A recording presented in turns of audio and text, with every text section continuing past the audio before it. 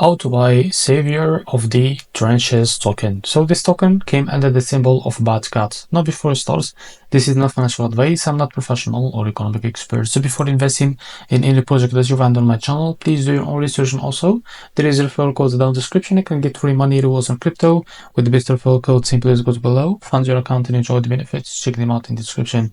Now, before going on buy this token, make sure to check the REFERRAL account and keep following the updates about this token.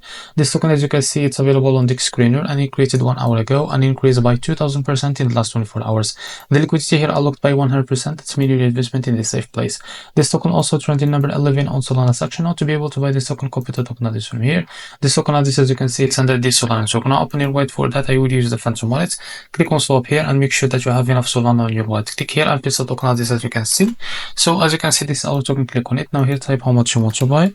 So here we'll be able to see how much you receive. Now after that, select the provider, for example, Jupiter, and make sure to read all of that information here and click on swap, and you will be able to redirect to the Jupiter provider page to be able to buy this token. So if you face an issue, go back to this page and switch the slippage from here or custom it, because the most of issues came from the slippage, and after that you can be able to buy this token without any issue.